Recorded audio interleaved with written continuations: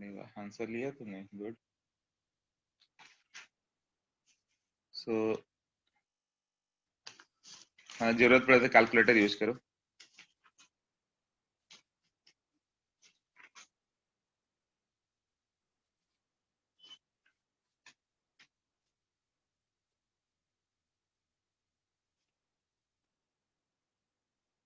Pure water,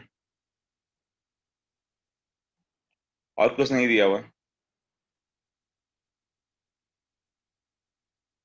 हाँ, दर्शन correct है, 1.13। 1.13 is the answer. हाँ, 1.1 के बाद सब चलेगा, 1.11, 1.12 जो भी आ रहा। दर्शन, ऐश्वर्य, कौशल और अनुराग का भी वही है, ठीक है। प्रतीक्षा भी okay.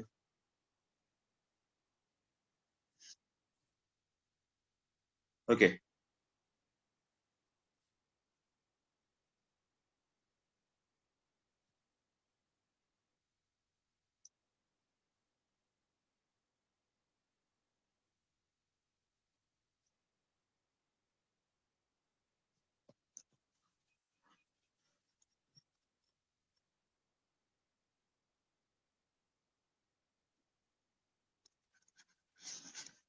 P naught minus P by P naught relative lowering of vapour pressure. कितना वेपर प्रेशर रिलेटिवली लोअर हुआ? 2%, मतलब 2/100।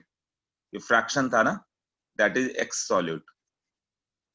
एक्स सॉल्यूट मालूम है तो मोलालिटी क्या होगा? Number of moles of solute, यदि तुम 2 लोगे तो number of moles of water 98 होगा। तो molality 2 by mass of solvent 98 into 18 into 1000। अब जिसको कन्वर्सन ये सब मालूम वही कर पाएगा, जिसको मोल कंसेप्ट का कन्वर्सन याद है।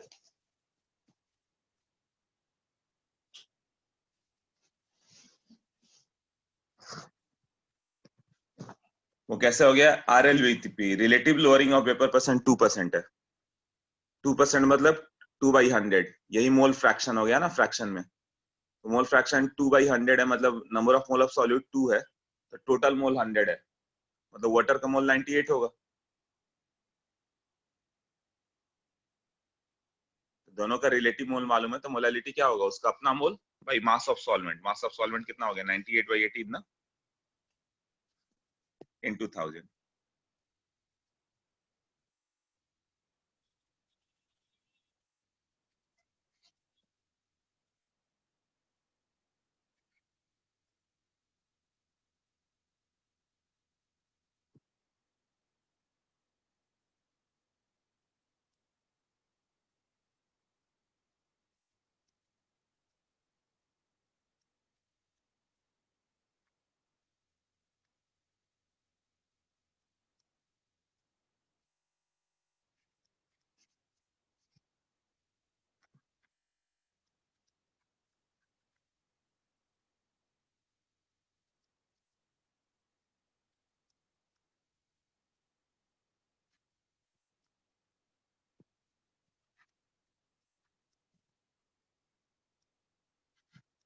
ये जस्ट फॉर्मूला प्रैक्टिस हो जाए इसके लिए।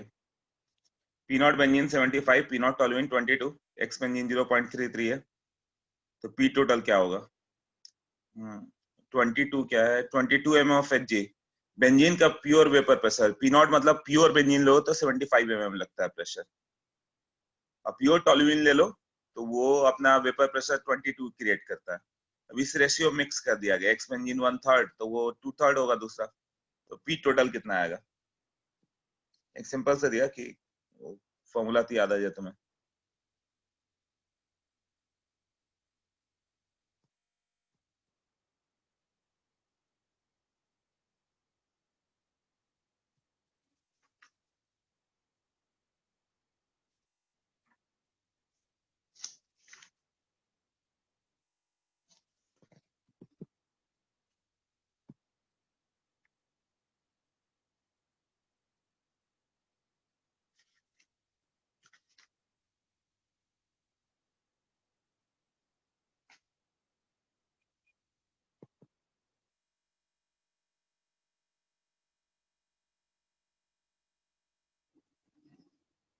हाँ 39.6 ठीक है।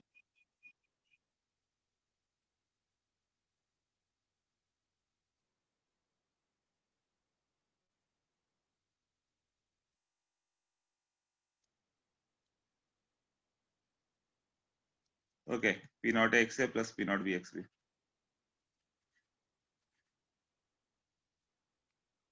75 इंटू 1/3 प्लस 22 इंटू 2/3, इसका मोल फ्रैक्शन 1/3, इसका 2/3, 39 पॉइंट जो भी आ रहा है, 4-5 जो भी बोला तुमने, 6 वगैरह चेक कर लेना इसके आसपास का आंसर।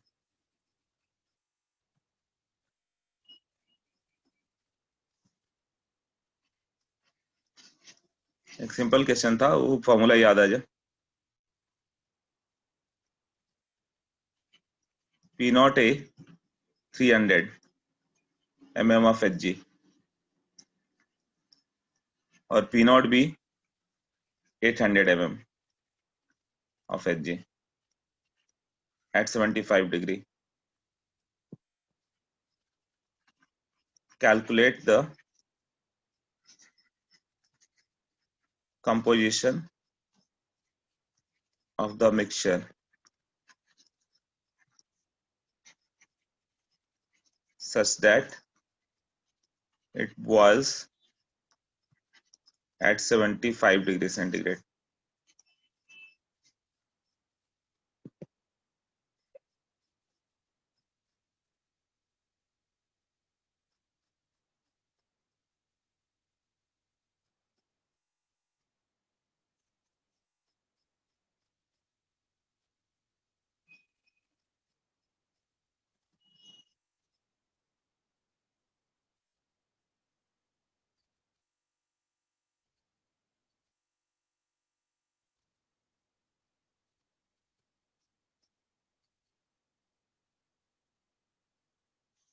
सॉल्व करके बताओ।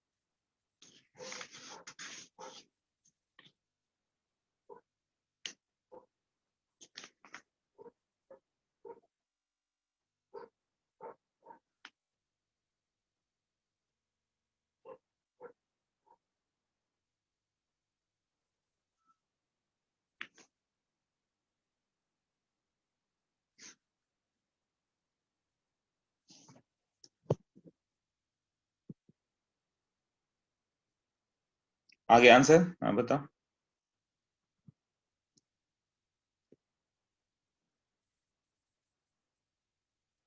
0.46, 30/76, 3/11, 2/25, सबका अलग अलग आ रहा है आंसर। कौशल जो पुराना वाला होगा 27% आ रहा है। 2/25 लोकेश का 0.2 होगा ना, 0.08 बोल रहे तुम। 0.08 यही तो है कुछ।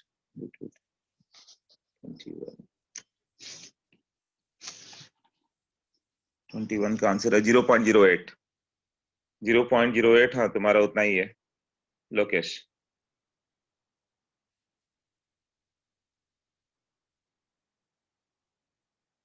टू बाई 25, हाँ ऐश्वर्या 2/25, और दूसरे का देखो कितना आ रहा, मतलब 0.08 आना चाहिए, वो देखो।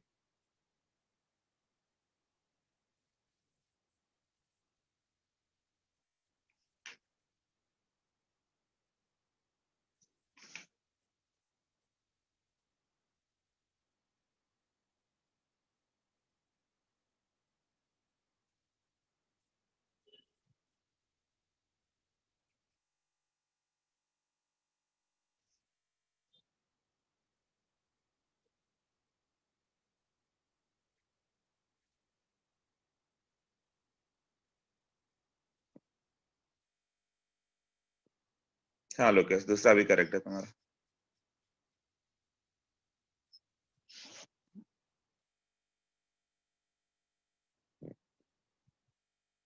250 से 150, सेकंड का आंसर करेक्ट।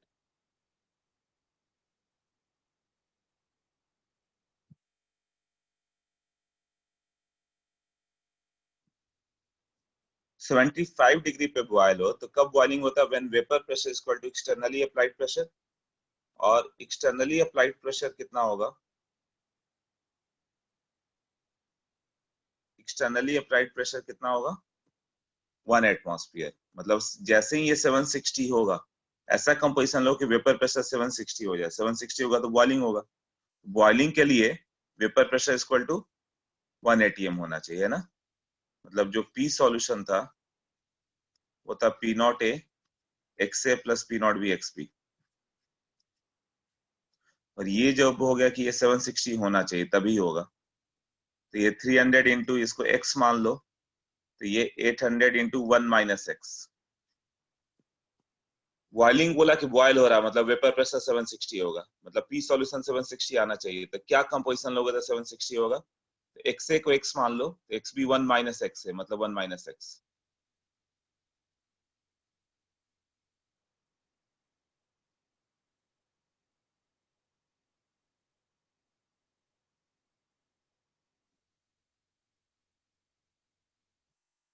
हाँ 250 एंड 750।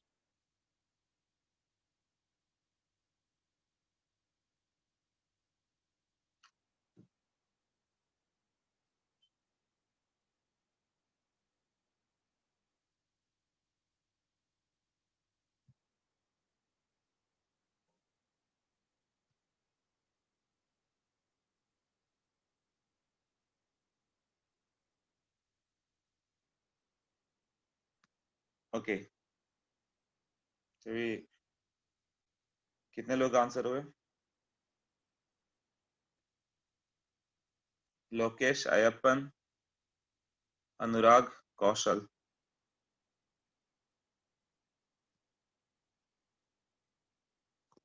हाँ, ये लास्ट क्वेश्चन, इसके बाद थियरी पे जाएंगे अभी। नहीं तो फॉर्मूला ही प्रैक्टिस नहीं होता गया ना फिर, तो क्या होता बाद में तुम्हें टफ लगेगा, एक भी क्वेश्चन नहीं किया तो अपने पास फॉर्मूला था P equal to P not A X A plus P not B X B. एक तो इसमें पुट कर दो 500 equal to P not A into 0.5, तो ये भी 0.5 ही होगा, दूसरे का भी मोल। एक इक्वेशन ये आ गया, और दूसरा होता है वाई ए, वो होता है P A by P total. P A कितना होगा, P not A into X A 0.5 by total, P not A X A plus P not B X B, P not B 0.5। इसको सॉल्व करके आ जाएगा ना, two unknown two equation, P not A P not B में 2 equation चाहिए था। पहला equation यहाँ से ऊपर से आ गया, P equal to P not X A plus P not B X B, और दूसरा इक्वेशन इससे आ गया, Y equal to P A by P total.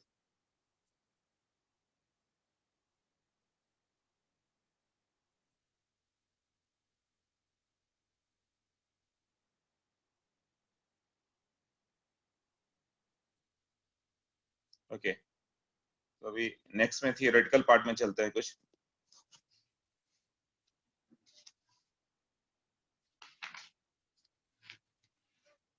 ये मेन वाला पार्ट था, vapour pressure of system containing 2 miscible liquids, immiscible liquid. बीच में थियरी में देखोगे तो एक और है जिसमें लिक्विड को वेपराइज किया जा रहा है, उसके लिए 4-5 पेज का थियरी दिया हुआ है। उसकी ऐसी जरूरत नहीं है, बट उसको लास्ट में कभी कर लेंगे, क्योंकि बुकलेट में एक भी क्वेश्चन नहीं होगा उसमें। Vapour pressure of system containing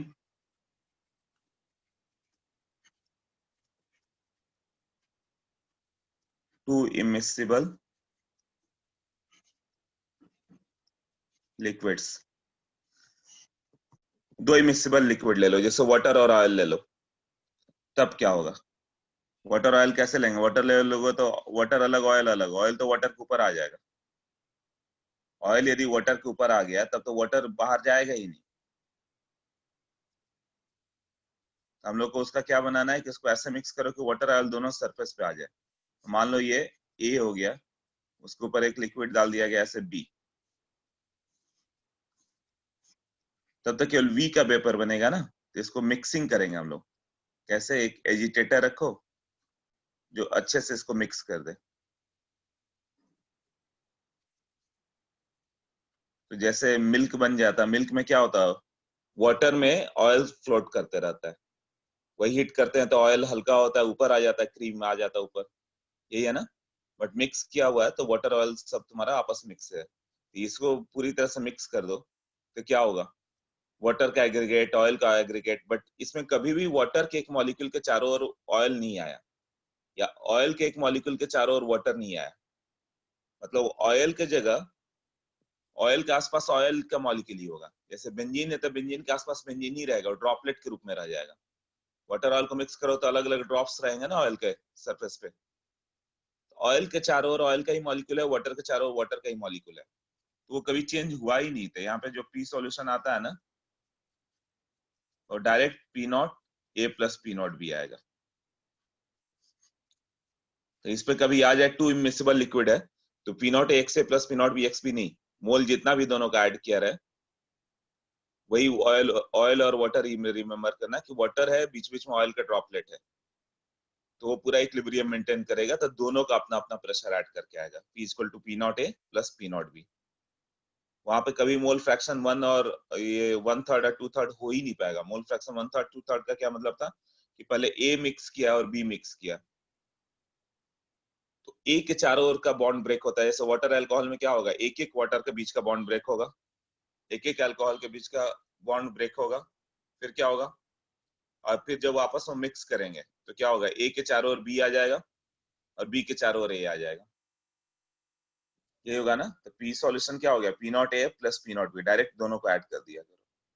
तो देखो वेपर प्रेशर ऑफ सिस्टम दिया हुआ है ना, कंटेनिंग 2 इमिसिबल लिक्विड, सबके पास है वो।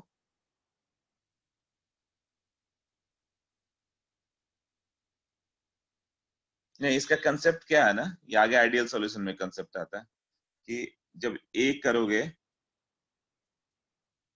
ऐसे था और यहाँ पे बी था, जब दोनों को मिक्स कर दिया तो ए के बीच का बॉन्ड ब्रेक हो गया, बी आ गया, ए बी इस तरह से आ जाएगा बॉन्ड, ऐसे होगा ना मिक्स करने पे। अब ए के चारों, जब ए बाहर जाना चाहेगा तो बी अपोज करेगा उसे, और जब बी बाहर जाना चाहे तो ये अपोज करेगा ऐसे। बट वाटर और ऑयल में ऑयल का ड्रॉपलेट होगा। जैसे बेंजीन है तो एग्रीगेटेड एक साथ मिलियन ऑफ बेंजीन के मॉलिक्यूल है, मिलियंस ऑफ बेंजीन मॉलिक्यूल मिलके एक ड्रॉपलेट बना हुआ है। एक बेंजीन मॉलिक्यूल बाहर जाना चाहेगा तो उसे बेंजीन ही अपोज कर रहा है। मतलब वेपर प्रेशर जितना उसे क्रिएट करना था उतना ही करेगा, पी नॉट ए ही करेगा। वाटर भी क्या करेगा, अपना P not be he create करेगा पूरा पूरा वेपर प्रेशर, क्योंकि वाटर के चारों ओर वाटर ही है।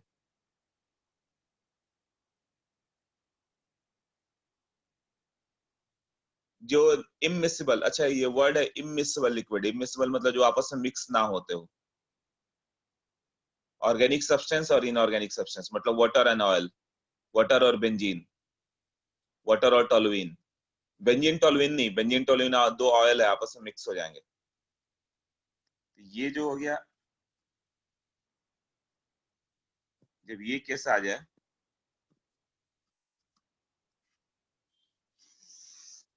इस केस में जो पी होगा P not A X A plus P not B X P होगा, और इस केस में P not A plus P not be. कब, जब इमिसिबल हो। और सबकी जरूरत नहीं, बस इतना से क्वेश्चन हो जाएगा, बस दोनों का ऐड करके होता है। खैर बाकी में देख लो उन्होंने क्या दिखा हुआ है, वो नोट्स देखो।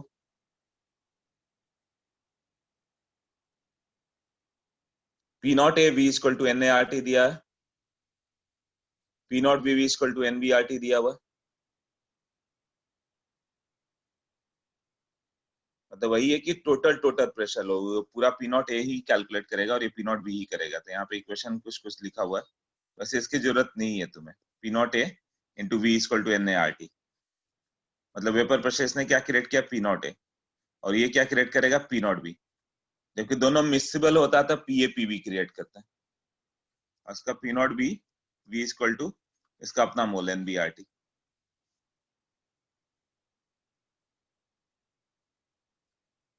मतलब जो पी नॉट ए और पी नॉट बी होगा उसी के रेशियो में दोनों का अपना अपना मोल जाएगा, एन ए और एन बी। टू इमिसिबल आएगा तो क्लियर है ना क्या होगा।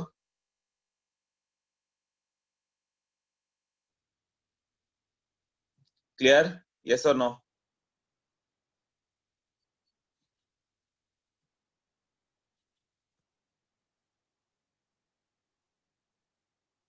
तो इस पे ज्यादा क्वेश्चन नहीं आता, सिर्फ ये दोनों दिया रहेगा इमिसिबल है तो डायरेक्ट तुम्हें याद है P not A plus P not be तो हो गया, ऑब्जेक्टिव एक आता है। अब बॉइलिंग पॉइंट का देखो, नीचे लिखा हुआ है,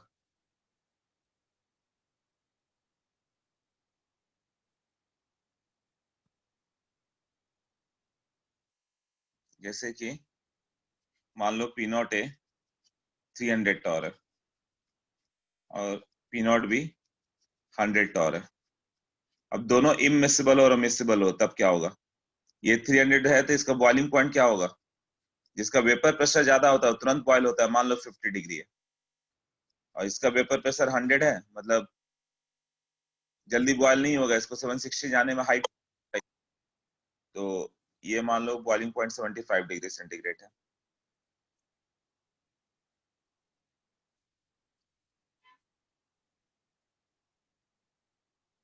तो मिक्सिबल होगा मतलब दोनों आपस में मिक्स कर रहे हैं, तो वेपर प्रेशर का रेंज क्या होगा, बिटवीन 100 से 300 टॉर ना।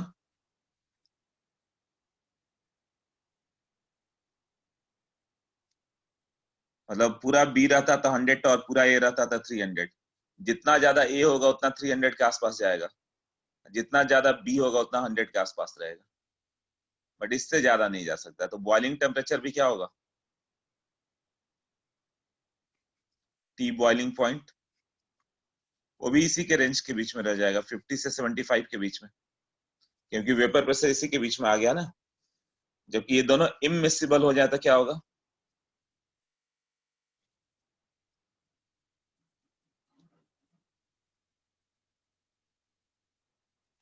हाँ तो पी सॉल्यूशन जो चला गया direct P not A plus P not B, मतलब directly 400 torr. P solution directly 400 torr चला गया, तो वेपर प्रेशर बहुत ज्यादा हो गया ना। तो 300 टॉर है तो बॉइलिंग पॉइंट 50 डिग्री पहुंचा हुआ है, तो 400 टॉर मतलब ये तो 760 के आसपास पहुंचा हुआ है। थोड़ा भी हिट करोगे तो बॉइल कर जाएगा, तो इसका boiling point will be less than 50 degree. Now 50 का डेटा कहां से आया था, ये वाला डेटा, इतना पे 50 डिग्री है, 300 टॉर पे ये 50 क्रिएट कर दे रहा है, तो इसका 400 टॉर है, उसको थोड़ा भी हिट करो तो 760 पहुंच जाएगा, तो उसका बॉइलिंग पॉइंट और कम ही होगा ना।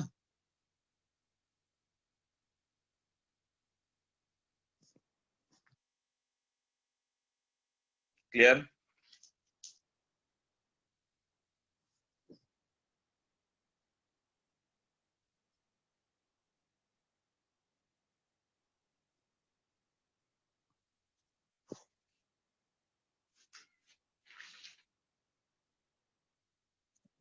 ये कौन सा क्वेश्चन है अपन, स्माइली क्यों दिया हुआ है, क्योंकि तुम्हें समझ में आ गया, so you are happy.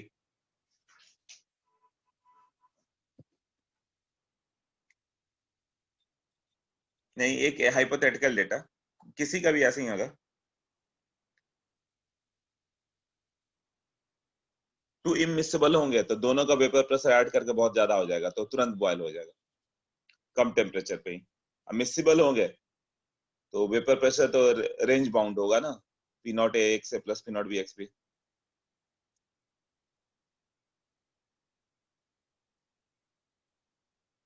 Okay, अब यहाँ पे दिया हुआ नेक्स्ट पेज पे, this concept is used in purification of organic compound. ये मेथड नहीं, वो मेथड जब कंडेंसेट लेके, कंडेंसेशन वाला वेपर लेके फिर से कंडेंस करते थे, धीरे धीरे वो प्यूरिफाई होते जाता था, जो कल के लेक्चर में बताया था। ये steam distillation is based on this point, ये भी कल वाला ही पॉइंट था।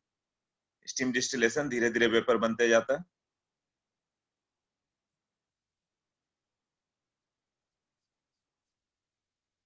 ओके, नेक्स्ट देखे क्या, आइडियल लिक्विड सॉल्यूशन।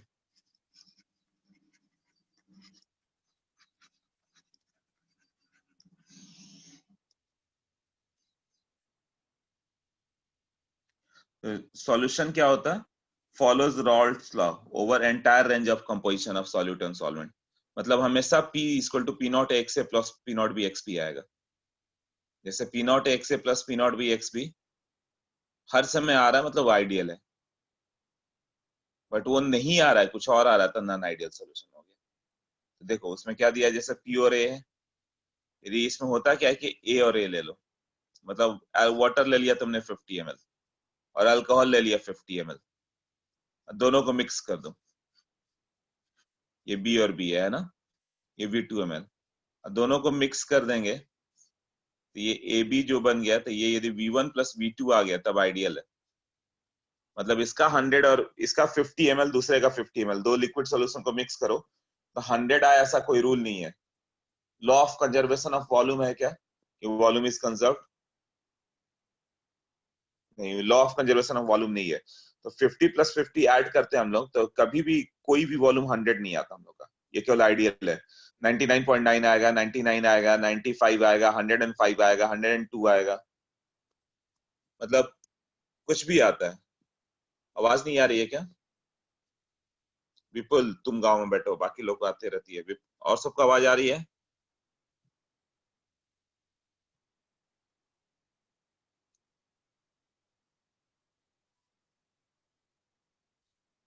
ये सबको आ रही है, तो विपुल तुम्हें जहां जहां पे आवाज नहीं आ रही है थोड़ा सा वो देखना है, रिकॉर्डिंग दिख जाएगा ये, है ना?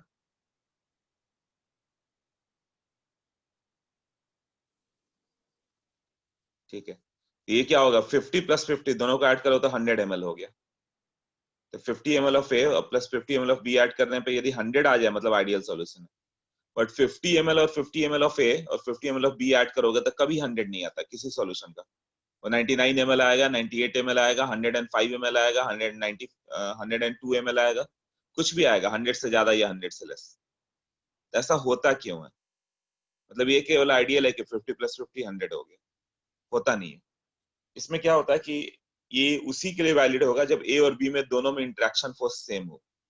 जैसे जितना इंटरेक्शन फोर्स ए और ए के बीच में होगा, हाँ बताता हूँ कब ज्यादा कब कम होगा, तो ये पॉइंट समझ लो, ये सब थ्योरेटिकल केवल।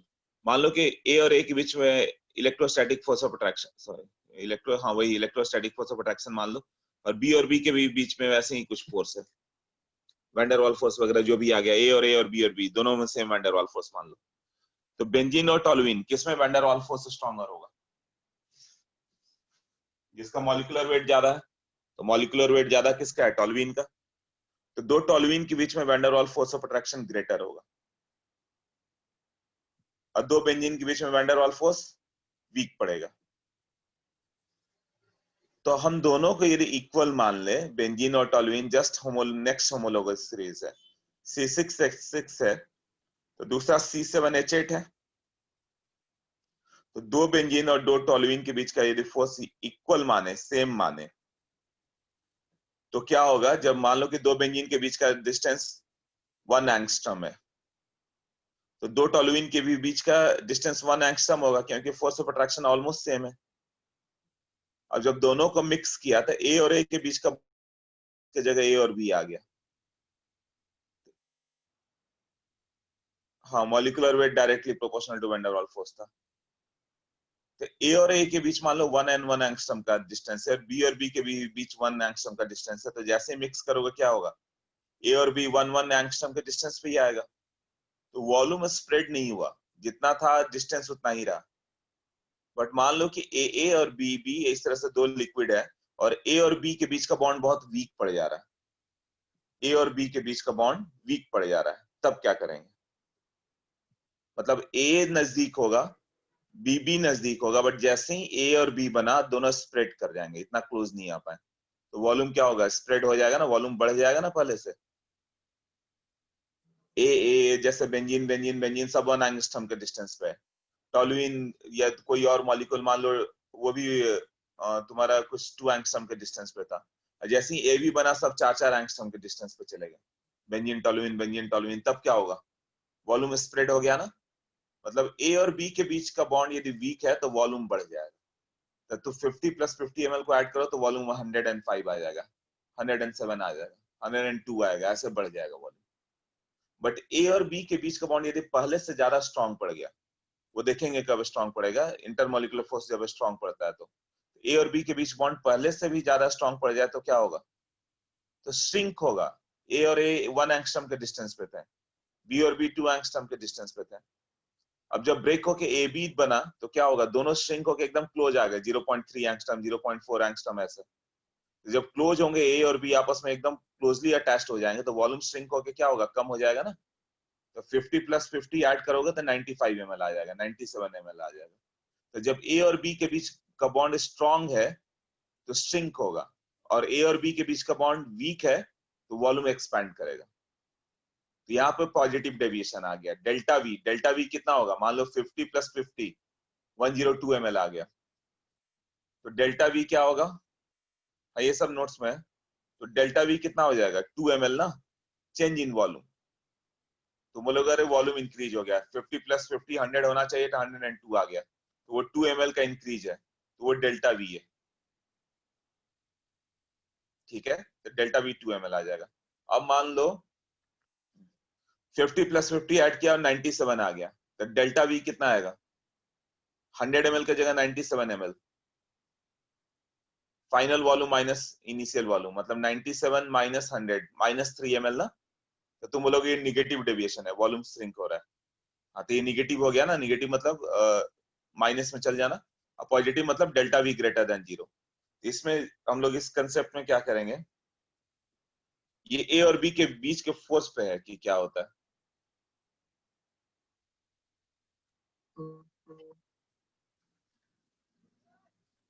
आइडियल सॉल्यूशन के लिए क्या हो गया? P solution is equal to P not A x A + P not B x B। ये ऑलवेज इतना होगा जितना तुमने कैलकुलेट किया। और डेल्टा वी मिक्सिंग भी कितना होगा? मिक्स करने के बाद भी 0 होगा, मतलब 50 + 50 100 आएगा। डेल्टा H मिक्सिंग भी कितना होगा? 0 होगा। बट नॉन आइडियल सॉल्यूशन में ये सब चीजें नहीं होगी। नॉन आइडियल सॉल्यूशन में दो तरह का होगा। एक हो गया पॉजिटिव डेविएशन। पॉजिटिव मतलब वॉल्यूम स्प्रेड कर रहा है। तो पॉजिटिव स्प्रेड कब होगा? जब ए बी का interaction less than A and B है ना, पहले से बॉन्ड वीक पड़ जाए, पहले से बॉन्ड वीक पड़ जाए तब ए बी 23 से बाहर जाएगा, क्योंकि ए के चारों ओर अब बी पड़ गया है, अब बी के चारों ओर ए पड़ गया, ए बी इस तरह से मिक्स हो गया ना, इस तरह से हो गया। अब दोनों के जाने की टेंडेंसी बढ़ जाएगी, ए भी आराम से बाहर जा रहा है और ए भी आराम से बाहर जा रहा है ना, क्यों ये फोर्स क्या पड़ गया, वीक फोर्स ना, जब वीक फोर्स होगा तो वॉल्यूम एक्सपैंड करेगा। तो ये बताओ कि पीए हम लोग सोचते थे कि पी नॉट एक्स से आएगा, अब ये नहीं आएगा, पीए क्या होगा, जितना हम लोग सोच रहे थे उससे ज्यादा। P A equal to P not X से कब आया, जब सॉल्यूशन आइडियल हो, मतलब यहाँ पे थ्योरेटिकली जो कैलकुलेट किया प्रैक्टिकली भी उतना ही आएगा। ये तब होगा जब ये दोनों के बीच का बॉन्ड जो होगा एक सेम स्ट्रेंथ का होगा। ये इंटरेक्शन किसके इक्वल होगा, ए एंड बी, इंटरेक्शन में कोई फर्क नहीं पड़ा, मतलब ए के बीच का जितना बॉन्ड स्ट्रांग था उतना ही बी और बी के बीच का बॉन्ड स्ट्रांग था। ए पहले जा रहा था तो सारे ए मिलके उसे रोकते थे, अब ए जाएगा तो सब बी मिलकर रोकेंगे, बट कोई फर्क नहीं है, दोनों एक ही जैसे। तो P equal to P not X और पी नॉट बी एक्स भी होगा। अभी सॉल्यूशन मिक्स हो गया, तो सोचो इधर क्या हो रहा है कि जब ए बाहर जाना चाहेगा तो इसको कौन रोक रहा है, बी रोक रहा है ना, और ये क्या कर रहा है, वीक फोर्स ऑफर कर रहा है, तो ए आराम से बाहर जाएगा, तो जितना तुम सोच रहे थे उससे ज्यादा प्रेशर आएगा।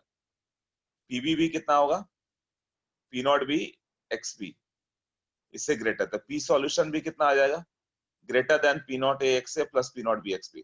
तुमसे पूछेगा कि पॉजिटिव डेविएशन है कि निगेटिव डेविएशन, तुम्हें ये डेटा देगा, तुम ये थ्योरेटिकली कैलकुलेट करके लाओगे, P not X A plus P not B X B. मान लो थ्योरेटिकली ये आ गया 150 और प्रैक्टिकली पी सॉल्यूशन देखा कि 170 आ रहा है, तो तुम बता देना अच्छा 170 आ रहा है, आना चाहिए था 150, मतलब पॉजिटिव डेविएशन है। तो पॉजिटिव मतलब ग्रेटर का सिंबल, सब में साइन ग्रेटर आएगा, डेल्टा वी मिक्सिंग भी क्या होगा, ग्रेटर देन जीरो, और डेल्टा एच मिक्सिंग भी क्या होगा, ग्रेटर देन जीरो। जबकि ये निगेटिव डेविएशन ले लो, निगेटिव डेविएशन तो सब उल्टा जाएगा, निगेटिव मतलब फोर्स पहले से स्ट्रांग हो गया, ए बी फोर्स क्या हो गया, स्ट्रॉन्गर पड़ गया देन ए एंड बी, मतलब अब मॉलिक्यूल बहुत स्ट्रांगली बाउंड हो गए। अब सोचो ए जल्दी बाहर जाएगा क्या, जितना आराम से खुद चारों ओर ए था तो आराम से बाहर जाता, बी आ गया तो स्ट्रांग फोर्स पड़ गया, तो पीए तुम जितना सोच रहे हो उससे छोटा होगा, तो इसमें सब निगेटिव मतलब लेस देन का साइन, पी नॉट एक्स है, पीबी भी क्या होगा, P not B X B, P solution भी क्या होगा, पी नॉट एक्स है plus P not B X B से कम होगा, डेल्टा वी मिक्सिंग भी क्या होगा, लेस देन जीरो, और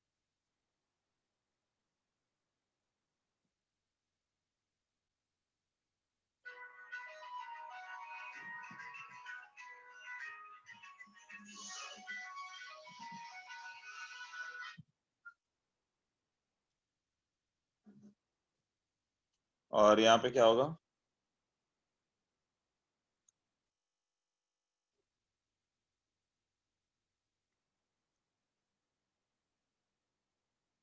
लास्ट वाला एक पॉइंट लिखना है यहाँ पे, delta H mixing equal to less than zero. हाँ अब देखो, मतलब ए बी फोर्स स्ट्रांग पड़ गया पहले से तो सब निगेटिव डेविएशन में चल जाएंगे, और ए बी फोर्स वीक पड़ गया तो सब पॉजिटिव होगा। अब डेल्टा एच का क्या कंसेप्ट है, पहले केस में ग्रेटर देन जीरो क्यों हुआ, जब पॉजिटिव डेविएशन की बात कर रहे हैं यहाँ पे, तो ये ग्रेटर देन जीरो क्यों पड़ गया ये पार्ट, मतलब तुमको प्रोसेस एंडोथर्मिक हो गया। सोचो ए और बी के बीच इसमें क्या हो गया, इंट्रैक्शन फोर्स पहले से वीक पड़ गया है ना, तो जब तुमने ए और ए के बीच का बॉन्ड ब्रेक किया तो एनर्जी कुछ लगी, बी और बी के बीच ब्रेक किया तो एनर्जी लगी, but A B bond form हुआ तो वीक बॉन्ड फॉर्म हुआ तो एनर्जी कम रिलीज करेगा ना। मान लो यहाँ पे ब्रेक करने में ए और ए को 50 जूल लग गया, यहाँ भी कुछ 50 जूल लग गया, 100 जूल लग गया, और जब ये दोनों बन रहे हैं तो तुम्हारा 40 जूल रिलीज कर रहे हैं, क्योंकि बॉन्ड वीक है। पहले से बॉन्ड वीक पड़ गया तो क्या होगा, तुम्हें ओवरऑल एनर्जी देना पड़ेगा ना। ब्रेक करने में 100 जूल रिलीज हो रहा है 40 जूल, मतलब 60 जूल तो एंडोथर्मिक हो गया ना। या उल्टा सोचो, यहाँ पे ए बी फोर्स पहले से स्ट्रांग हो गया, मतलब ए और ए को ब्रेक करोगे तो 50 जूल लगा, बी और बी को ब्रेक करने में भी 50 लगा, बट ए बी बना ना तो तुम्हें ज्यादा एनर्जी रिलीज कर दिया, वो 140 जूल रिलीज कर दिया।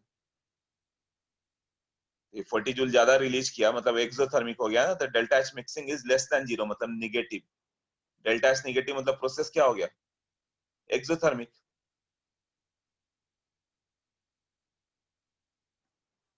क्लियर हुआ। आइडियल सॉल्यूशन में सब equal to 0, delta V mixing भी डेल्टा एच मिक्सिंग भी। और नॉन आइडियल में दो डेविएशन है, पॉजिटिव और निगेटिव। पॉजिटिव मतलब सब में ग्रेटर देन का sign, P A P B P solution delta V delta H. और निगेटिव डेविएशन में सबका लेस देन का साइन। इस पे केवल थ्योरेटिकल क्वेश्चन आएंगे, न्यूमेरिकल पार्ट नहीं होगा। क्लियर, यस और नो।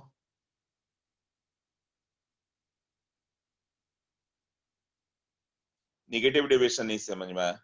निगेटिव डेविएशन में क्या हो गया कि ए और बी के बीच का फोर्स स्ट्रांग पड़ जा रहा है। मान लो दो बेंजीन का बॉन्ड का ब्रेक किया तुमने, दो टोलुइन के बीच का बॉन्ड ब्रेक किया, और बेंजीन और टोलुइन में यदि पहले से ज्यादा अट्रैक्शन आ जाते, ए और बी एकदम आपस में आके स्टिक कर जाएंगे, तो ज्यादा एनर्जी रिलीज करेंगे ना। यदि फोर्स स्ट्रांग पड़ गया ए और बी तो एकदम क्लोज आके ज्यादा एनर्जी रिलीज करेंगे, तो जितना एनर्जी ब्रेक करने में नहीं लगा उससे ज्यादा एनर्जी रिलीज किया है, तो ए बी का क्या हो जाएगा, एक्सोथर्मिक हो जाएगा ना। वही delta H mixing is less than 0 लिखा। क्यों, ए और बी के बीच का बॉन्ड इतना स्ट्रांग है कि जब ए बी बन रहा है तो एनर्जी रिलीज कर दे रहा है, और जब दोनों के बीच का बॉन्ड फोर्स स्ट्रांग है तो दोनों एकदम क्लोज आएंगे। क्लोज आएंगे तो वॉल्यूम क्या होगा, श्रिंक हो जाएगा। तो दोनों का 50-50 ml ऐड करो तो वॉल्यूम 98 ml आ जाएगा, 97 आ जाएगा। तो मतलब श्रिंक क्या हुआ, क्योंकि फोर्स स्ट्रांग था। इसके अलावा वेपर प्रेशर, यदि फोर्स स्ट्रांग है तो क्या होगा, ए का भी जितना सोच रहे थे कि प्रेशर क्रिएट करेगा उतना नहीं कर पाएगा, कम क्रिएट कर पाएगा। बी का भी प्रेशर जितना हम लोग सोच रहे थे कि P not B X B होगा, नहीं, उससे भी कम आएगा। सोच लो, क्लियर हुआ, यस और no. Okay, yes yes yes, Anurag का भी यस, सबका यस यस। ओके, और किसी का डाउट है, बोलो। क्लियर है।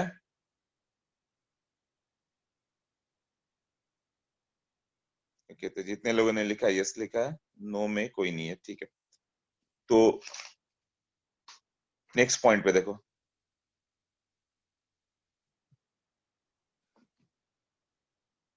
मेरे रहते कौन सा अनक्लियर रहेगा, अनक्लियर अपने माइंड में होता है, मालूम है। अपन का क्वेश्चन है कि मेरे रहते कौन सा अनक्लियर होगा। सेम पॉइंट सबको समझाया जाता है, बट सब सारे पॉइंट नहीं समझ सकते, सबका कंसंट्रेशन लेवल अलग होता है। अब एक सिंपल सा पॉइंट बताया जाए, बट तुम अचानक किसी थॉट में चले जाओ, सब कोई जाता है, कोई ना कोई थॉट चला गया, ज्यादा डिस्टर्ब हो, तुम्हें बिल्कुल नहीं समझ में आएगा। क्यों, थोड़ी देर के लिए बाहर चले गए, तो वही एक टॉपर का एटीट्यूड होता है, हर समय थॉट्स को देखते रहता है, वापस अपने को कंसंट्रेट करते रहता है। और ये प्रूवन है कि यदि तुम मेडिटेशन में बैठोगे, या फिर ये कि एक दिन में लोग 80,000 थॉट में जाते हैं, 80,000 थॉट, कॉन्सियस और सबकॉन्सियस माइंड मिला के। और जो इसे स्टॉप कर ले वो बिल्कुल कंसंट्रेटेड होगा, उसका माइंड आइंस्टाइन की तरह होगा, वो कुछ भी सोच सकता है, कुछ भी कर सकता है, तो फोकस आ जाता है फिर उसमें। तो यही चीज है कि मैं बता रहा हूँ, बट इंटेलिजेंट बच्चा थोड़े समय के लिए इधर उधर माइंड डाइवर्ट हो गया तो नहीं समझेगा। तो it is the power of what, concentration. Okay, तो नेक्स्ट देखें, इतना हो गया ना। एक बार नोट्स में देखो, उसने दिखाया हुआ है कि a intermolecular force of attraction between A है, तो सबको देखो इक्वल साइन लिया, P A equal to P not X है, P B equal to P not B X B. और इंटरमोलिकुलर फोर्स ऑफ अट्रैक्शन बताया उसने, ए और बी के बीच का कितना होगा, ए और बी के बराबर होगा। डेल्टा वी मिक्सिंग भी इक्वल टू 0 होगा, क्योंकि कोई फर्क ही नहीं पड़ा, ए और बी एक ही जैसा है, एकदम सेम टू सेम। ऐसा हो ही नहीं सकता, दो मॉलिक्यूल के बीच में इंटरमोलिकुलर फोर्स कभी इक्वल हो सकता है क्या, कुछ ना कुछ तो डिफरेंस रहेगा ही। आइडियल सोल्यूशन जस्ट आइडियल है, जैसे आइडियल गैस एक आइडियल कंसेप्ट है, कोई आइडियल गैस एग्जिस्ट नहीं करता अर्थ पे, उसी तरह आइडियल सॉल्यूशन भी नहीं एग्जिस्ट करता, एज्यूम टू बी आइडियल, उतना मान के चलता है। इसमें एक और कंसेप्ट है डेल्टा एच मिक्सिंग, हाँ zero, delta V mixing zero.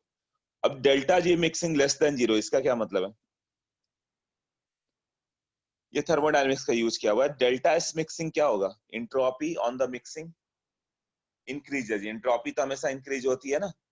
ए और बी दो सॉल्यूशन को मिक्स कर दो, वाटर अल्कोहल को, वाटर का मॉलिक्यूल वही उसी 50 ml में मूव कर रहा है, अल्कोहल भी उसी 50 ml में मूव कर रहा है, बट जैसे ही वाटर अल्कोहल को मिक्स कर दोगे टोटल वॉल्यूम कितना हो गया? 100 ml।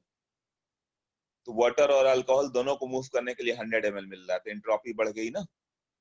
इसीलिए डेल्टा एस मिक्सिंग पूछेगा तो ग्रेटर देन जीरो, सब इक्वल टू जीरो है, बट ये टर्म लर्न कर लेना, in delta S mixing is greater than zero, spontaneous process. Delta S total उससे बोल रहे हो, हम लोग सिस्टम की बात कर रहे हैं, डेल्टा एस टोटल की नहीं बात कर रहे हैं कि स्पॉन्टेनियस आएगा। हाँ ये टोटल सिस्टम, सराउंडिंग तो लिया ही नहीं ना, वहां पे डेल्टा एस टोटल था। वो दो तरह से देखते थे स्पॉन्टेनियस, डेल्टा एस टोटल या डेल्टा जी सिस्टम। तो हम लोग सिस्टम केवल देख रहे हो ना, दो वाटर अल्कोहल सिस्टम अपना, तो सिस्टम का डेल्टा एस से स्पॉन्टेनियस नहीं बोल सकते। हाँ सिस्टम का डेल्टा एस पॉजिटिव है, और डेल्टा एच मिक्सिंग क्या है? जीरो है। देखो वहां पे दिखाया ना, delta G equal to delta H minus T delta S, तो कितना हो जाएगा? Delta G equal to delta H minus T delta S, ये पॉजिटिव है, और डेल्टा जी क्या है? जीरो है, तो ओवरऑल क्या हो गया? ये निगेटिव होगा ना।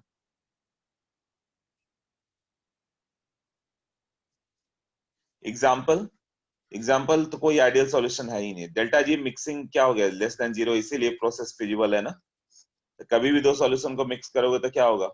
डेल्टा जी लेस देन जीरो देखना, हो रहा है तो ही वो मिक्स करता है, तो होगा ही होगा। एग्जाम्पल क्या होगा? बेंजीन C6H6, इसके साथ नेक्स्ट होमोलॉगस लेगा कि ऑलमोस्ट इंटरेक्शन सेम रहे, ए और बी भी सेम रहे, यानी कि एक C6H6 है तो एक ले लेगा C20H20 वगैरह, उधर का उस साइड नहीं जाना है, जस्ट नेक्स्ट होमोलॉगस। मतलब कि नॉर्मल हेक्सेन लोगे, इसका नेक्स्ट होमोलॉगस कौन सा है? नॉर्मल दो डेकेन नहीं लेगा, नॉर्मल हेक्सेन के बाद क्या आता है? हेप्टेन ना। लिक्विड लेना, लिक्विड यही सब आएगा ना, ब्यूटेन वगैरह नहीं है लिक्विड। फिर C2H5Br, इसका नेक्स्ट क्या होगा? C2H5I ले लो या C2H5Cl ले लो, बस ये दोनों को चेंज करो। क्लियर? तो ये लर्न कर लोगे। नेक्स्ट जीके का एक क्वेश्चन दिया हुआ वहां पे, delta G mixing delta S mixing, इतना होगा, जरूरत नहीं है, वो जीके टाइप ही है, ठीक है ना। इसका थर्मोडायनेमिक्स में से रूट था minus NRT L N X A plus NRT L N X B, दो गैसियस सॉल्यूशन को मिक्स किया जाता, तो उसे छोड़ सकते हो। रियल और नॉन आइडियल पे जाओ, उसमें क्या दिया हुआ? जो रॉल्स लॉ फॉलो नहीं करेगा नॉन आइडियल। दो डेविएशन है, पॉजिटिव और निगेटिव, जो अभी बताया। पॉजिटिव में देखो सबका साइन ग्रेटर देन जीरो, क्यों? ए और बी का बीच का इंटरेक्शन कम है, तो सब वॉल्यूम बढ़ जा रहा है, delta H mixing greater than zero होगा, यही होगा ना। और निगेटिव डेविएशन मतलब क्या होगा? सब लेस देन जीरो। अब ग्राफ देखो, जब पॉजिटिव डेविएशन होगा तो ग्राफ क्या होगा? सबका ग्राफ जितना सोच रहे हो उसको ऊपर से जाएगा, तो सबका कर्व ऊपर से दिखाया हुआ है ना। निगेटिव डेविएशन उसमें क्या होगा? सबका कर्व थोड़ा डाउन से जाएगा, तो डाउन से दिखाया हुआ वो सबका कर्व। हाँ, तो पॉजिटिव डेविएशन में सब ग्रेटर देन जीरो, मतलब वो जो कर्व आता है उसको ऊपर से होगा, मतलब पीए का भी ग्राफ अपने अप से जाएगा और पीबी का भी ग्राफ अपने अप से जाएगा, पी सॉल्यूशन भी अप से जाएगा। मतलब ये ग्राफ, ये जैसे हम लोगों ने किया था कि ये पीबी है, ये क्या हो गया? पीए हो गया, ये कितना हो गया? P solution. ये आइडियल के लिए। पॉजिटिव डेविएशन होगा तो क्या होगा? पॉजिटिव डेविएशन होगा तो जितना तुम पीए सोच रहे थे वो, ये पीए या पीबी अपने से ज्यादा पे आएगा, PA greater than P not X और पीबी भी greater than P not B X भी, तो पी सॉल्यूशन भी क्या होगा? जितना सोच रहे थे उससे ग्रेटर जाएगा, ऐसे ऊपर से जाएगा ना। निगेटिव डेविएशन रहता तो क्या होता? जितना सोच रहे हो उससे कम आएगा, मतलब पीए कितना होगा निगेटिव डेविएशन में? ये लेस देन इस साइड से जाएगा, जितना पीबी सोच रहा था उससे कम, पी सॉल्यूशन भी जितना सोच रहे हो उससे कम, ऐसे जाएगा। क्लियर हो गया? ग्राफ क्लियर है वहां पे जो दिया हुआ?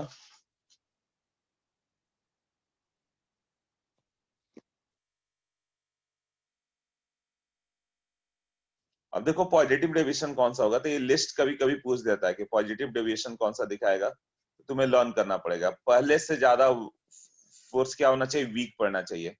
इसमें क्या होगा, A B interaction is weaker than A and B B ना, पहले से वीक।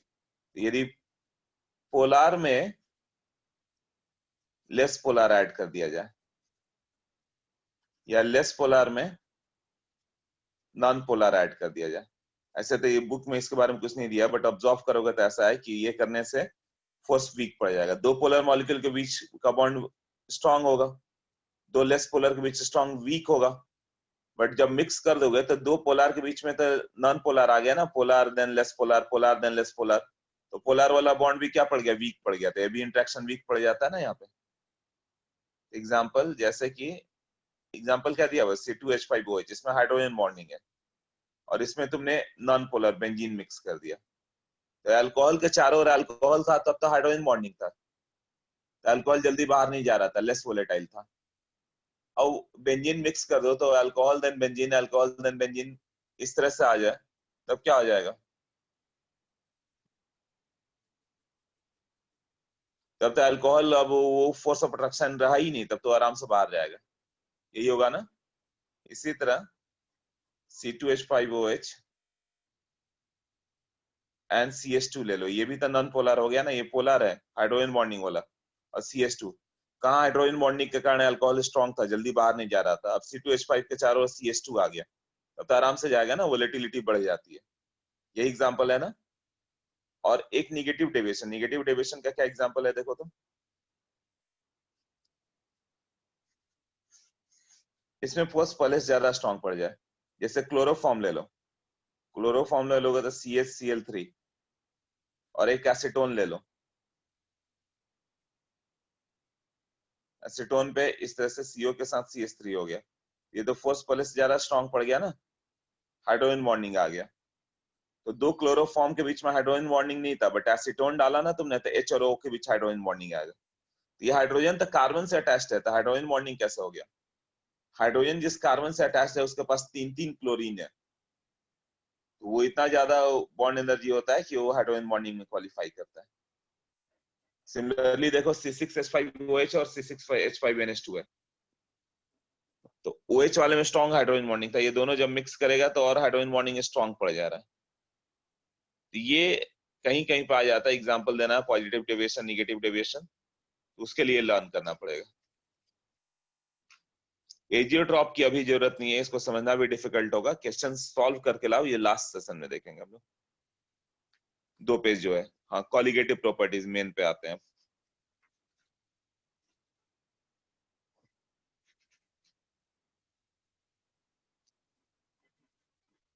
मतलब एक पोलर और एक नॉन पोलर, मतलब H2 और उसके साथ अल्कोहल डाल दो, तो पहले से ज्यादा वीक वाला आ गया ना, या अल्कोहल में तुम CH2 डाल दो, या वाटर में CH2 डाल दो, वाटर में बेंजीन डाल दो। तो ये सब लर्न कर लेना, और इसमें थोड़ा बुकलेट्स में देख लेना, और एग्जांपल हो तो वो भी ऐड कर देना।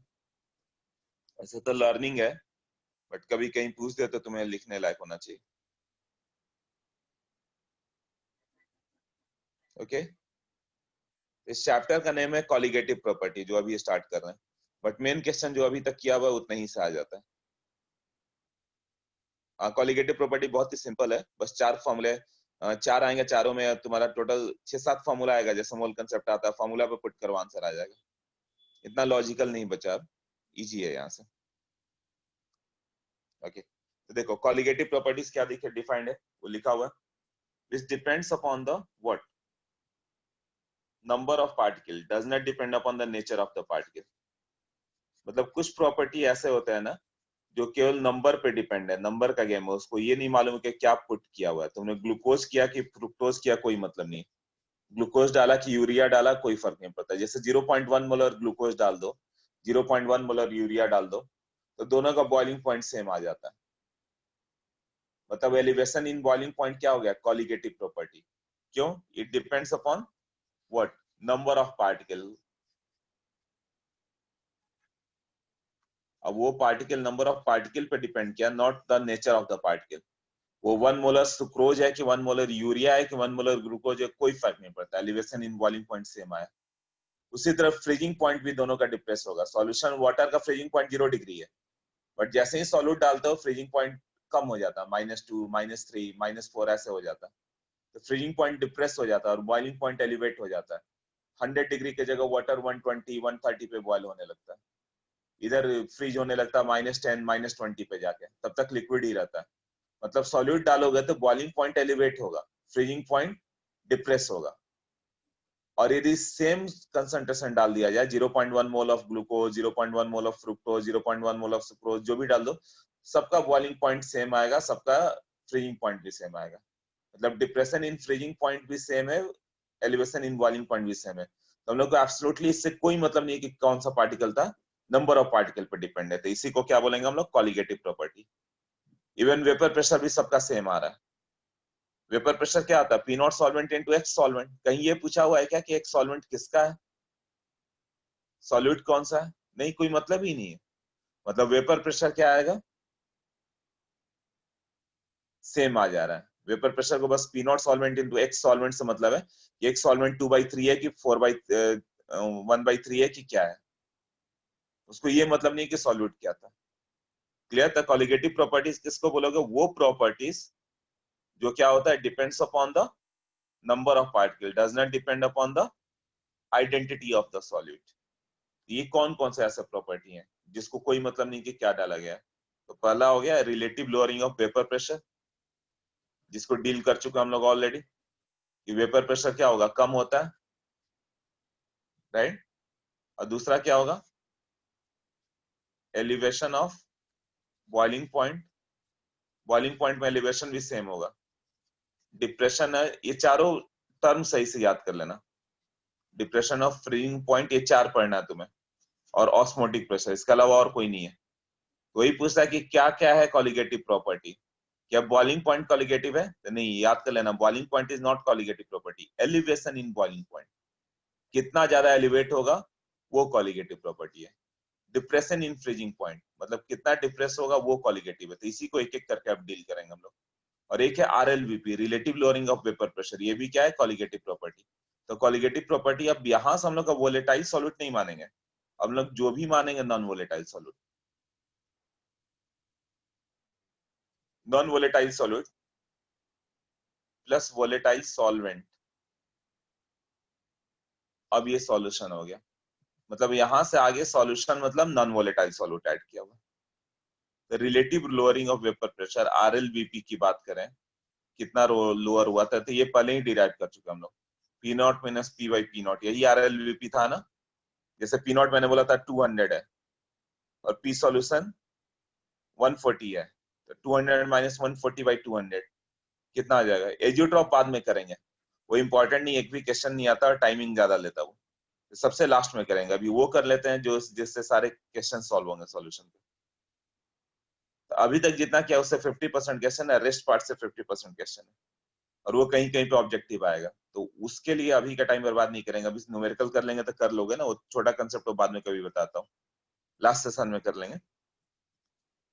तो relative lowering of vapour pressure क्या होगा, P not minus P by P not, यही था ना। और वो कितना आ गया था, एक्स सॉल्यूट, ये डिराइव किया ना। अब सोचो सॉल्यूट पे जितना ज्यादा वेपर सरफेस एरिया ऑक्युपाई कर रहा है, हम लोग का क्या आता है, P solution equal to P not solvent into X solvent. ये क्या था ना, पी सॉल्यूशन कितना आ गया था, P not solvent into X solvent. क्यों, 70% सॉल्वेंट है और 30% सॉल्यूट है, तो सरफेस पे भी 70% सॉल्वेंट होगा और 30% सॉल्यूट होगा।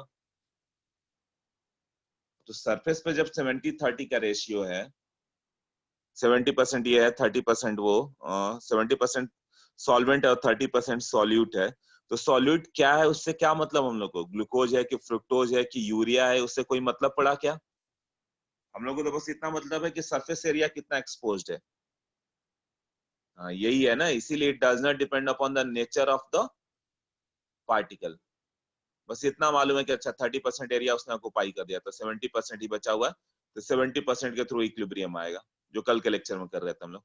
तो P solution P not solvent into X solvent कर रहे थे, यही था ना। तो ये आरएलवीपी ये हम लोगों ने डील कर लिया।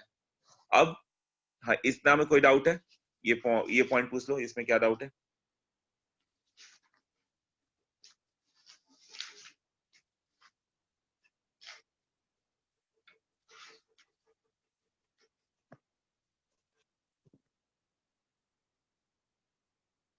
हाँ ओसवाल्ड वॉकर, वो बताता हूँ, इसमें डाउट नहीं है ना।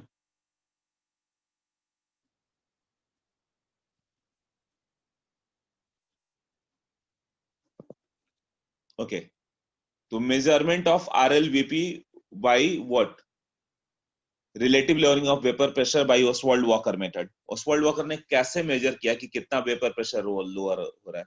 जैसे मैंने बताया कि पी नॉट सॉल्वेंट है ना, मान लो 200 है, पी सॉल्यूशन 140 आ गया। तो प्रैक्टिकली ये सब कैसे मेजर हुआ, तो देखो सबके पास वो नोट्स है ना। ड्राई एयर को पास करो तो ड्राई एयर में मॉइस्चर नहीं होता। मॉइस्चर का एक कंसेप्ट बताया था मैंने केमिकल इक्विलिब्रियम में और गैसियस स्टेट में, कि मान लो वाटर का वेपर प्रेशर 200 mmHg है अभी, सबके पास अपना अपना वाटर बॉटल होगा, सबके अंदर बॉटल के अंदर एक ही प्रेशर आएगा 200 mmHg, क्यों टेम्परेचर ऑलमोस्ट 25 है। अब मान लो कि एयर में क्या हो गया कि वाटर का वेपर भी होगा, वाटर का वेपर होगा, वो प्रेशर क्रिएट कर रहा 160 mmHg। तुम इससे ह्यूमिडिटी बताते हो कि ह्यूमिडिटी कितना हो गया, एयर में वाटर का वेपर का प्रेशर 160 है और ऐसे कितना है तुम्हारे पास 200 mmHg है, यदि सैचुरेटेड होगा तो। सैचुरेटेड होगा तो 200 mmHg और अभी 160 है एयर में, तो रिलेटिव ह्यूमिडिटी हो गया 160 बाई 200 इंटू 100 इज 80%। याद आया, इसको हम लोगों ने केमिकल इक्विलिब्रियम में दिया था कि which one will be the best dehydrating agent, बोला था इंपॉर्टेंट कंसेप्ट है, सही से याद करना। रिलेटिव ह्यूमिडिटी का फॉर्मूला लिखा था, वेपर प्रेशर मतलब pressure of moisture in air divided by vapour pressure in 200। तो मान लो 200 है और वेपर पे एयर में प्रेशर 160 पे है, तो ह्यूमिडिटी जल्दी, ह्यूमिडिटी तुम बोलोगे 80% ह्यूमिड कंडीशन है। अब अब वाटर का एयर में भी 100% सैचुरेट हो जाए तो वहां भी प्रेशर 200 mmHg आ गया, मतलब लिक्विड वाटर बॉटल में भी 200 mmHg है और एयर में भी 200 mmHg है। तो तुम्हारा जो स्वेटिंग है उसको एब्जॉर्ब करेगा ही नहीं, वो करेगा क्या, H2O लिक्विड और H2O वेपर इक्विलिब्रियम में आएंगे। 200 mmHg होना चाहिए, उस पे इक्विलिब्रियम मेंटेन होता है, तो इक्विलिब्रियम होगा। तो तुम्हारे बॉडी पे कितना भी स्वेटिंग रहे बिल्कुल एब्जॉर्ब नहीं होगा, एज इट इज पड़ा रहेगा बॉडी पे, क्योंकि ह्यूमिडिटी 100% है। ये कंसेप्ट याद दिला रहा हूँ जो केमिकल इक्विलिब्रियम में किया था, राइट। तो एयर कंडीशनर क्या किया था, एयर कंडीशनर बस ह्यूमिडिटी कंट्रोल कर देता है, ह्यूमिडिटी को बाहर कर देता है, मतलब वाटर को निकाल के बाहर फेंक देता है, तो वही वाटर क्या होता है, बाहर टप गिरते रहता है बाहर, यही है ना। अब जो वाटर निकाल दिया उसने तो ह्यूमिडिटी कम कर दिया, 100 की जगह 30%, 20% ऐसे कर दिया, तो जल्दी से अब्सॉर्ब हो जाएगा। अब मान लो कि 200 mmHg है और एयर में तुम्हारा 300 mmHg पे आ जाए, वेपर सुपर सैचुरेटेड हो जाए, होना चाहिए 200 mmHg और एयर में 300 है, तो मोर देन 100% ह्यूमिड हो गया ना। अब क्या होगा, अब H2O लिक्विड और H2O वेपर इक्विलिब्रियम नहीं होगा, उल्टा वेपर ज्यादा पड़ गया तो लिक्विड क्यों रहेगा, तो जो तुम्हारा स्वेटिंग था वो तो था ही, ऊपर से और वाटर वहां पे डिपोजिट होना स्टार्ट होगा, तो जो तुम्हारा स्वेटिंग का ड्रॉप था वो धीरे धीरे और बड़ा होते जाएगा और परेशान होते जाओगे। ह्यूमिडिटी बढ़ गई तो अपने बॉडी पर और वाटर ड्रॉपलेट डिपोजिट होते जाएंगे। यही रेनिंग कंसेप्ट है। रेन कंसेप्ट यही है ना कि बहुत ज्यादा सैचुरेटेड वाटर वेपर प्रेशर आया, तो जैसे ही आएगा क्या होगा, वो लिक्विड बन के नीचे ड्रॉप करेगा, मतलब 200 mmHg पे यदि वेपर प्रेशर मेंटेन है, तुम मॉइस्ट एयर लेकर आओ 300 mmHg पे, तो 300 mmHg वाला क्या करेगा, 100 mmHg छोड़ेगा, वो जाके क्या होगा, लिक्विड के रूप में डिपोजिट हो जाएगा, और वो जब वहां से उस एरिया से बाहर आएगा तो उसका वापस प्रेशर 200 mmHg हो गया। यही रेन कंसेप्ट हो जाता है कि बारिश तब होने लगती है। या ड्राई एयर आ जाए तो वो क्या करेगा, जितना भी मॉइस्चर अवेलेबल है एयर में सबको लेके निकल जाएगा वो। तो अभी देखो कि ड्राई एयर को पास करो, वेसल 1 है, उसमें केवल H2O गैस है, तो वो वहां से वेपर प्रेशर लिया उसने, राइट। इसमें क्या दिया, aqueous solution containing non volatile solute. तो मान लो फिर से वही डेटा लेते हैं, वो H2O गैस का 200 mmHg होना चाहिए और यहाँ पे पी सॉल्यूशन जो पहला है वहां पे 180 ही है, तो ड्राई एयर 180 लेकर निकल जाएगा, मॉइस्चर लेकर निकल जाएगा ना। ड्राई एयर क्या करेगा, मॉइस्चर को अब्सॉर्ब किया लेकर निकल गया, तो लिक्विड जो होता है वापस वेपराइज होकर मॉइस्चर बनेगा। लिक्विड का मास तो कम होगा ना, वेसल 1 का मास कम होगा। वेसल 1 का मास क्यों डिक्रीज हुआ? ड्राई एयर आया, वेपर लेके निकल गया। वेपर मान लो 2 ग्राम वेपर लेके निकल गया था, 2 ग्राम इसका मास कम हो गया। इतना क्लियर हुआ होगा? अब मान लो मॉइस्ट एयर ये 180 mmHg पे था पहला वेसल, तो मॉइस्ट एयर जब जाएगा 180 पे ही जाएगा, बट वो वापस H2O गैस में पहुंचा तो वहां प्रेशर 200 है, तभी तो 20 का डिफरेंस है ना। ये जो 20 का डिफरेंस है उतना फिर से अब्सॉर्ब करेगा मॉइस्ट एयर, अब फिर निकल के बाहर जाएगा। तो यहाँ भी इसका भी मास कम हो गया सॉल्वेंट का भी, ठीक है ना, बट यहाँ थोड़ा कम कम होगा। पहले में 180 mmHg एब्जॉर्ब किया था, दूसरे में 20 mmHg एब्जॉर्ब किया। अभी जो मॉइस्ट एयर निकलेगा तो वहां CaCl2 है, तो CaCl2 क्या करता है, वाटर को एब्जॉर्ब कर लेगा और ड्राई एयर वापस बाहर। तो CaCl2 का तो मास मेजर कर सकते हैं ना हम लोग, कितना हुआ। तो तुम तीनों का इनफैक्ट मास मेजर कर सकते हो कि पहले से मान लो 9 ग्राम कम हो गया मास, दूसरे में 2 ग्राम कम हो गया, तो टोटल 11 ग्राम जो कम हो गया वो CaCl2 उसको गेन कर लिया, ड्राई एयर से उसने वापस खींच लिया और ड्राई एयर को भेज दिया, तो टोटल 11 ग्राम इसका मास गेन होगा। 11 ग्राम क्यों हुआ? पहला 9 ग्राम, दूसरे में 2 ग्राम, तो ये 11 ग्राम। इससे हम लोग RLVP कैसे निकालोगे, इतना मैं समझा रहा हूँ, बट बस एक छोटा फॉर्मूला आएगा और कुछ नहीं। देखो, loss in the mass of the solution is directly related to what? P। Next page पे दिया हुआ है, बस ये समझो, loss in the mass of solution is directly related to P। जितना ज्यादा प्रेशर उतना ज्यादा मास लॉस। यदि 180 mmHg है तो उतना का उतना पूरा निकाल के ले गया वो। 160 mmHg रहता तो 160 को लेके जाता। 10 mmHg होता तो बहुत कम प्रेशर था, कम ही मॉलिक्यूल जाता। तो जितने मॉलिक्यूल होंगे उतने ही जाएंगे ना। Mass loss in the solution is directly proportional to P। अब loss in the mass of the solvent क्या होगा? जितना ज्यादा डिफरेंस उतना ज्यादा दूसरे से खींचेगा वो। मान लो कि मॉइस्चर यहाँ पे पहले वाले में 190 है, सॉल्यूशन में 190 है और सॉल्वेंट में 200 है, तो बस 10 का ही डिफरेंस है, तो थोड़ा सा ही लेगा 10 के बराबर। बट ये डिफरेंस बढ़ जाए, पहले में मान लो 120 है, सॉल्यूशन का 120 है और सॉल्वेंट का 200 है, तो डिफरेंस तो 80 का पड़ गया ना। तो यहाँ 120 mmHg ले गया, तो यहाँ से 80 लेके गया, तो यहाँ से मास ज्यादा ले गया ना। बट सॉल्यूशन का मास 10 ही है और सॉल्वेंट का मास मान लो सॉल्वेंट में 200 है, तो यहाँ तो 190 लेके निकलेगा ना। पहले वाले से निकला तो 10 mmHg, दूसरे वाटर में पहुंचा तो 200 है, मतलब 190 यहाँ से अब्सॉर्ब करेगा। मतलब पहले वाले में यदि ज्यादा एब्जॉर्ब कर लिया था, दूसरे वाले में कम एब्जॉर्ब करेगा। अब पहले वाले में कम एब्जॉर्ब किया था, दूसरे में ज्यादा करेगा। तो ये दूसरा कंसेप्ट आ जाएगा कि loss in mass of the solvent कितना होगा, दोनों के बीच के डिफरेंस पर डिपेंड करता है, P not minus P। P not minus P जितना बड़ा होगा उतना ज्यादा सॉल्वेंट से लेके गया वो। P नॉट माइनस P जितना बड़ा होगा उतना ज्यादा सॉल्वेंट से लेके जाएगा, यही होगा ना। तो क्या हो जाएगा, टोटल लॉस इन मास कितना होगा, दोनों का ऐड कर दो, P not minus P plus P, तो क्या हो जाएगा, P नॉट बच जाएगा। Gain in the mass of you tube, जो यू ट्यूब था CaCl2, उसमें कितना हो गया, P नॉट के बराबर गेन किया। तो हम लोग का RLVP क्या है, P not minus P by P not. वो कितना होता है, एक्स सॉल्यूट ना, ये डिराइव किया था, RLVP एक्स सॉल्यूट हो जाता है। एक्स सॉल्यूट कितना हो जाएगा, P नॉट माइनस P किसके प्रोपोर्शनल था, loss in the mass of the solvent, direct लिख दो बाई P नॉट। वो क्या था, total loss in the solution plus solvent. मतलब सिंपली तुम्हें ये याद रहे, पहले सॉल्यूशन से मान लो 9 ग्राम उसने एब्जॉर्ब कर लिया और सॉल्वेंट से 2 ग्राम एब्जॉर्ब कर लिया, तो RLVP कितना लिखोगे, loss in the mass of the solvent 2 gram divided by total 9 plus 2।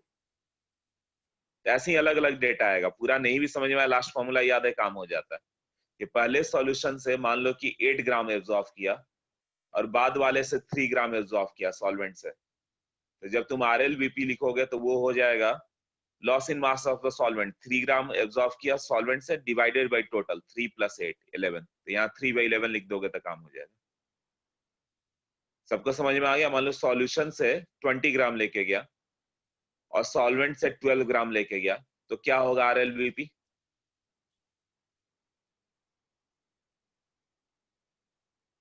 Twenty gram और 12 ग्राम ले गया तो सॉल्यूशन से 20 ग्राम और सॉल्वेंट से 12 ग्राम, हाँ तो सॉल्वेंट वाला मास ऊपर लिखो 12 बाई टोटल 32। हाँ करेक्ट, क्लियर ना, बस इतना याद है तो हो जाएगा। ओके